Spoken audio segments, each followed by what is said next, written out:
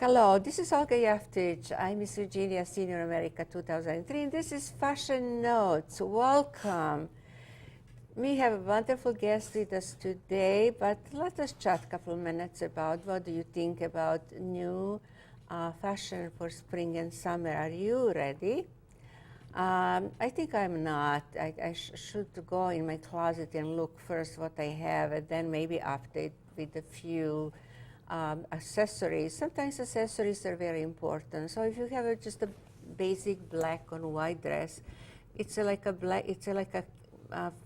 canvas that you can dress up or dress down. What do you think about shoes? Recently we had a lady with the wonderful shoes from Brazil, but what you see in the magazines, there are so many interesting and different shoes. Some of them, they look like you cannot walk in them because they are so high, platform and heels so high. But they're fashionable, and of course, you know, fashion hurts sometimes. The dresses are, you know, for the summer in different colors, in different lengths, so you find something that is, you know, most suitable for you. Fabric, as you know, cotton is the fabric of, you know, today, especially around here in Washington area, because cotton is cool and washes beautifully, and you can always look fresh in cotton. As far as the colors are concerned, we have, you know, different colors for spring and summer, and bright colors. As soon as we get closer to the fall, designers are already showing lots of darker colors. Black is the main color for fall and winter, and black and white is also very spectacular, which is absolutely my favorite. So there are so many choices, and just have decide what to get for yourself, you know, because with a few accessories you can change your look, you know, to look absolutely different. Well, this is the spring and summer. I have a guest with us today. I'm so lucky that we have such a wonderful people in Washington, and we find them so they can show their talent, their wear, what they do and what they make, and it's absolutely fascinating. Today with us is Miss Linda Ristig. She's a very interesting lady. I would like to welcome her to the show. Thank you, Linda, for coming today. It's good to see you with all her beautiful jewelry that she makes. And I asked her, she's going to repeat, how did she start? Most people probably started by accident. She has her other job. She does like a voiceover. I don't know very much about it. Maybe she will tell us. But, you know, she's so talented. She can, you know, do two things at the same time, and also she can do it in her house. She doesn't even have to get dressed up and put makeup on to go to work. She works at home, which is great. But her background also, she's a teacher. She was teaching in McLean for many years, and then she decided it's time to change and to do something different. Is that right? That is exactly right. Welcome to the show. She's going to demonstrate also how she does it. How did you first start it? Did you do it first for yourself, and then people ask you, where did you get that? And then usually this is how it started. Well, it actually started a long time ago when I was little and just seemed like little colorful pieces of glass and seashells. I remember picking up collections and putting them from the beach? From the beach, from walking on the side of the road, from wherever. And I thought, you know, how interesting. Even before you learn to speak or read, you learn about colors. And colors has always been very interesting to me. Absolutely, in everybody's life. Yes, exactly. So what that evolved into was a few years ago.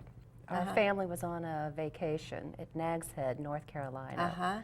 My sister-in-law had told me about this cute little bead store that you could walk in, pick your own beads, and they would actually make your own pair of earrings to match whatever you wanted.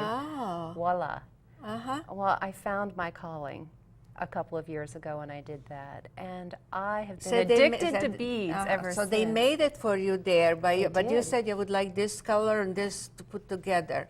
So you I didn't did. know, yeah, you knew what you like, but you did not know how to put together. Is that right? Exactly. I must have spent an hour in that store looking, deciding. I luckily had friends, and they were equally in the dark about what colors to put together.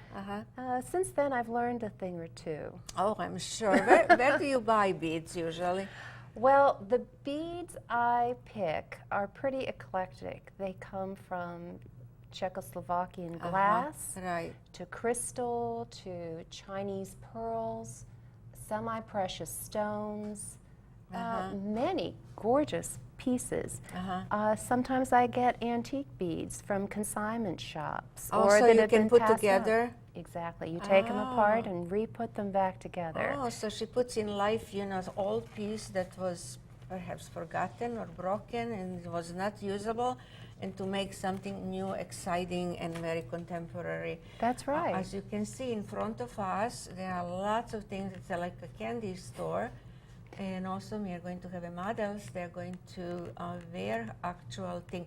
And also I have to mention that she does only one of a kind. So if you have one of her pieces, you know nobody else in the world will have it, which is a really good thing. That's right. You don't want, you know, all these mass manufacturing company, they, you know, I don't want to mention from where, that you can buy by the kilos in stores. This is unique. That's why I love when people do it, you know, with the hands and create something very unique and very different. And what is your favorite color, you know, or it just changed by your mood? Oh my. Well, when I started making the jewelry, I started with some basic black and silver because that seems to be a favorite with many people. But I have to admit, I did start making the jewelry just because I was putting together the different outfits that I had in my closet. I wanted to make sure they matched. And from there it evolved to me with a huge collection of beads, and this is the way I keep them. Yeah, separately. All separate and organized. But then at that point, they get made into whatever it is that I happen to fancy. I have to say, as far as colors that most people are happy with, blues and silvers, reds, the primary colors, and pearls. Absolutely pearls. I love pearls. Are always in fashion. They're never going to go out of fashion. The pearls are so beautiful, and also you can combine them with the, you know, different stones, you know, to make a more interesting look. You're right, and see, these are little Chinese ceramic beads, and if you look carefully, there's actually a hole in the bottom of them, and that is what a They come pin. like that. They come like that. They do, and I buy my beads. You asked me the question. I can buy them wholesale. Through catalogs, sometimes even Michael's when I pop in might have something that strikes my fancy. Interesting. Stars Beads in Vienna has a wonderful worldwide collection of all different kinds of beads. And it's just, for me, a candy store. If somebody would like, you know, let's say they like this brown jewelry, brown stones, they said, I like the style, but I would like to be in different colors beads. Do you do it? Can you do it? Yes, I can. I have all the colors of the rainbow at home. I brought only a very small sample to show you today. Yeah, I know. This is really interesting. And what about the silver? Do they come like that you just put together, or you have to mold these silver pieces like for the earrings? Let me show you a pair of earrings, and what you see on this is a piece of coral, a seashell, that had a hole drilled already through the inside of it. Then I took this type of wire that comes just on a spool, and wire comes in different diameters. Thickness, and yeah, I know, in different thickness.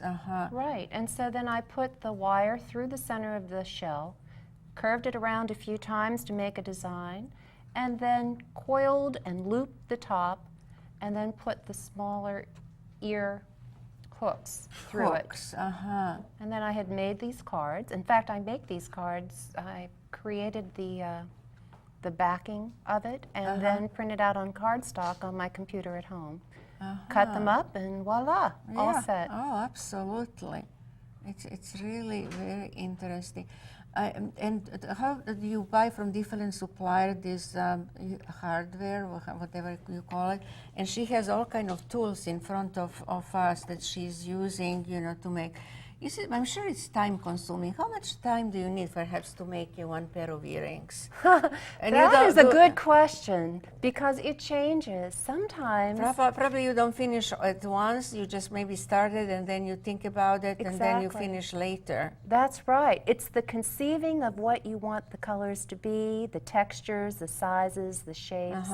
And once you put them together, what I do that's sort of unique with my jewelry is there is actually, if you look carefully, a loop of wire on the bottom. And when this is finished, and I'll make a pair shortly, there's a loop of wire on the top. Because you may like this earring hanging this way, but someone else may like the earring hanging this way. So they can be accommodated and changed. And also, what is interesting, you know, you have to absolutely match to be absolutely the same. How do you then do that? You know, you must have wonderful eyes to see, to be absolutely same in left and right, because you don't want it, you know, to be one off. So you just I make sure I have my reading glasses on, and it's amazing. And you must be probably some good light that you work with. Yes, my husband bought me a really nice light at the holiday time. That was my Christmas present, because he knew I'd like being in my art studio. Oh, yeah. But I was using a little incandescent bulb that wasn't emitting too much light. Oh, I'm sure. What a difference. I tend to work now with much more colors than I thought I would, but And do you work mostly at night when everybody's sleeping, or early in the morning?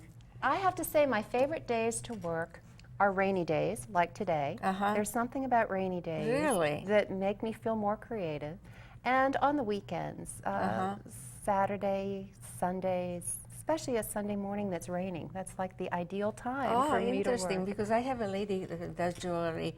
She said she would like to have a total silence, and she's a music lover, but, you know, not music, because she needs to create, you know, when it's total silence in the house, very early in the morning. So everybody is different, which is interesting, you know, how you create, you know, morning or evening person.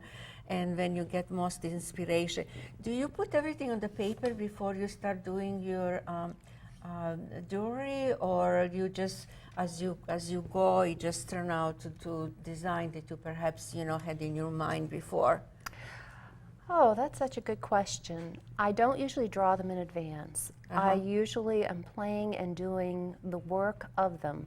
Creative play, I guess you could say, When you start in order to something design sometimes, you know, and then it doesn't come the way you like it, then you can redo it? Is that, you know, or instantly come, you know, the way it should be? I've probably made 500 more earrings than what I really have produced because of putting it together, taking it apart, putting it together, taking it apart. To have an absolutely perfect product on the end. One that I'm happy with. We have a model also, so you can really see what we are talking about. So beautiful earrings, very, very beautiful earrings, and of course beautiful, beautiful model is also, and does not hurt. And this is a, do you think this is, you know, mostly for evening, or you can wear it, you know, just about any time? I think this is a pair that you could wear just about any time, but feel really special wearing them at night. They're small glass beads. They're more sparkle probably in the evening than during the day. They are catching the light from the studio. I'm noticing that. I don't think my earrings ever looked so good. Thank you, Jill. Oh yeah, this is really lovely. Thank you. We have Christina. Let's see Christina modeling her earrings, and those are also crystal beads, are they? They are. Crystal with a little pinkish on top. They're a very sweet pink. They match the model, don't you think? Oh yeah, yes, and they look absolutely beautiful. Yes. Is this one of your latest design? Through the winter, I made about 400 pairs of earrings on some of those dark, rainy, snowy days. Since I'm no longer teaching, I have all the snow days off. Thank you, Christina. Those are very, very nice. Okay, we have another model. Tell us what she's wearing. She is wearing about 1 inch square Italian Murano glass. A Murano glass. Oh, this is a famous glass, Murano. Yes, and I've actually wrapped it with wire several times, kind of like a little bird's nest. And she picked those out to wear and model for us. Wow, they're very interesting. Do they come the same style in different color? I could make them any way you want. Oh, any color. See, this is the beauty of it, that she can make any color you like if you like design. It is lovely. Thank you. Thank you very much.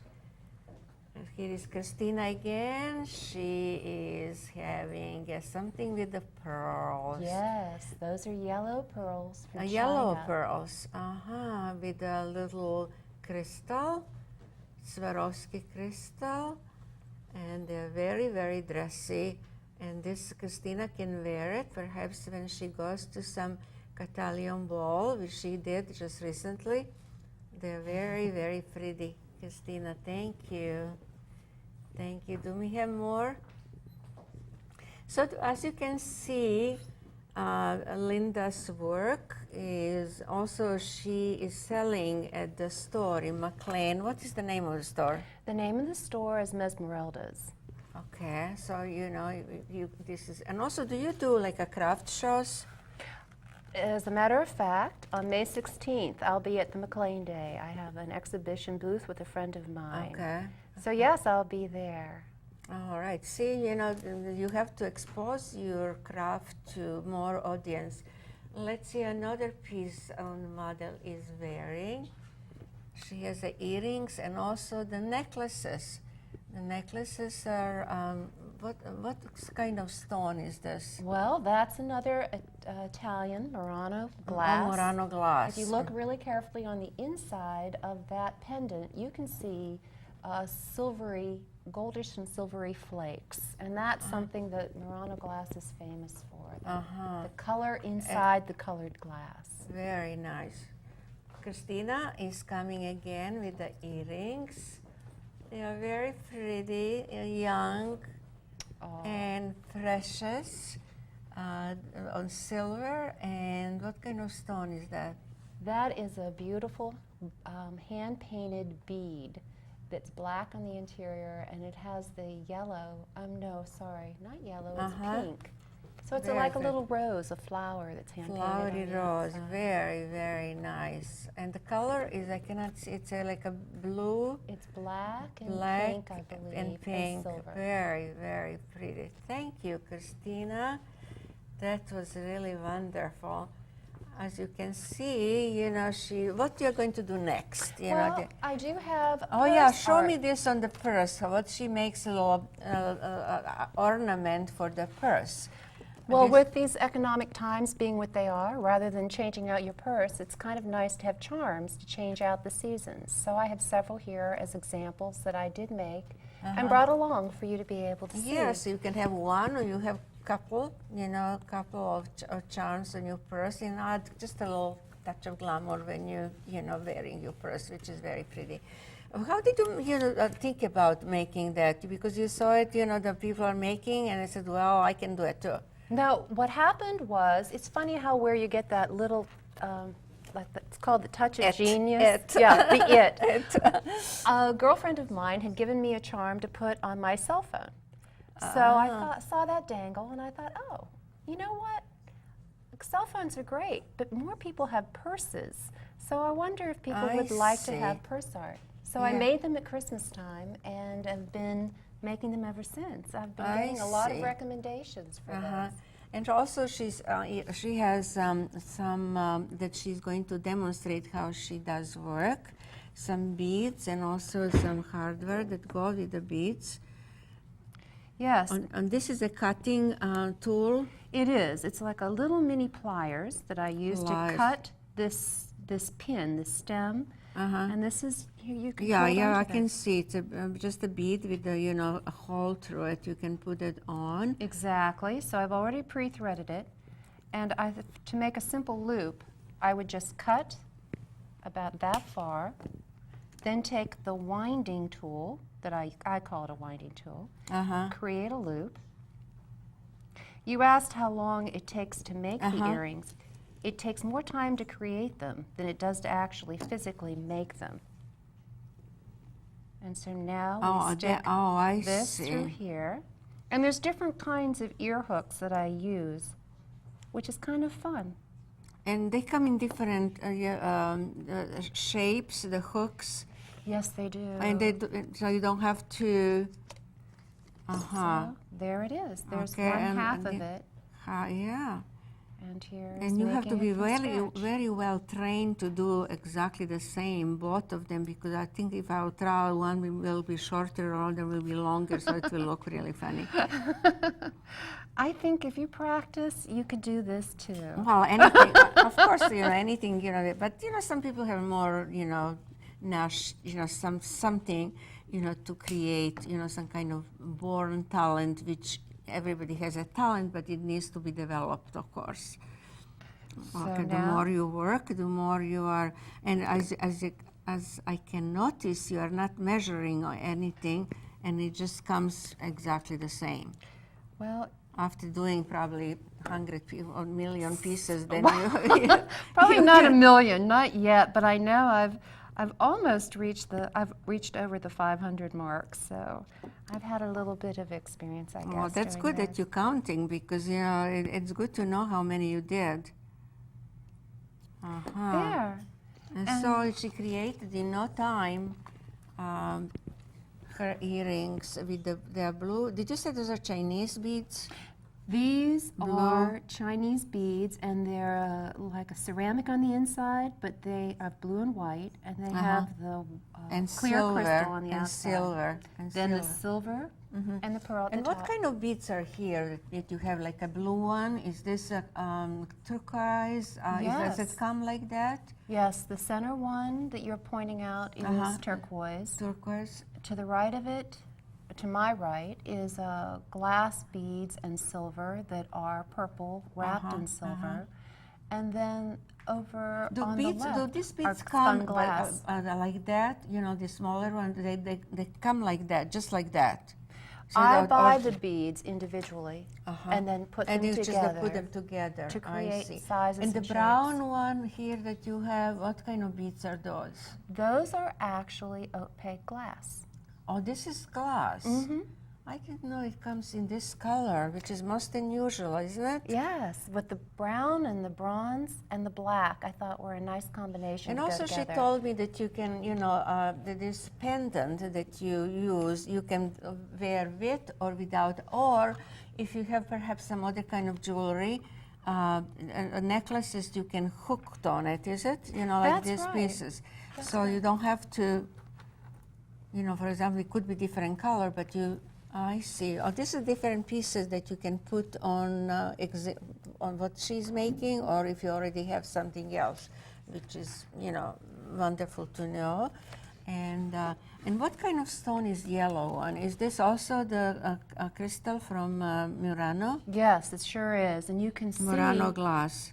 You can see how they create it in such a way when it's fired that it has the metallic centerpiece to it, and then the glass magically is around the outside in various shapes. Is it difficult to obtain those Murano glass? No, actually, some of the different stores where I buy my beads do have those kinds of beads. And do they come in different color? Murano glass? Yes, they do. And they come in multitudes of colors, and sometimes not just solid, but you can get little flowers and so forth. This Murano glass is so wonderful. I remember seeing one chandelier years ago. It was absolutely magnificent with the lights on. It's just fantastic. But that's good that now people can use it in jewelry making. What else they can use,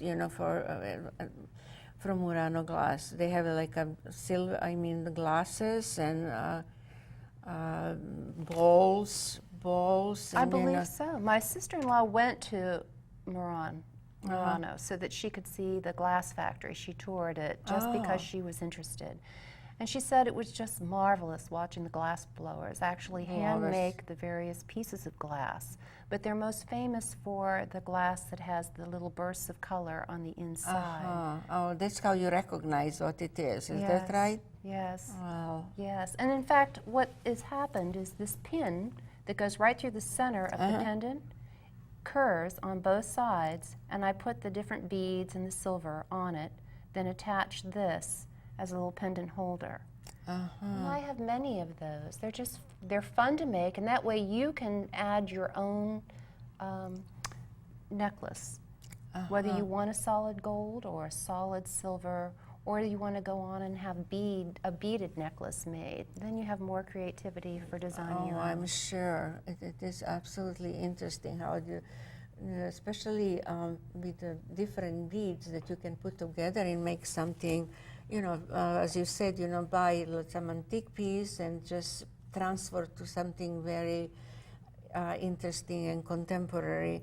And probably those antique beads, you cannot find them, you know, this is just one of a kind. And, and she does also one of a kind things, which is fantastic, because, you know, when you have one of her pieces, you are unique. Nobody else has it. Well, that was really wonderful, Linda, that you came today and show us your lovely, lovely jewelry. And I would like to thank our models, too, for coming and showing. And my wonderful crew. Without them, this show will not be possible. And of course, in next show, we are going to see another interesting, exciting artist from our area. Thank you for watching. This is Olga Jevtich reporting for Fashion Notes. Bye-bye.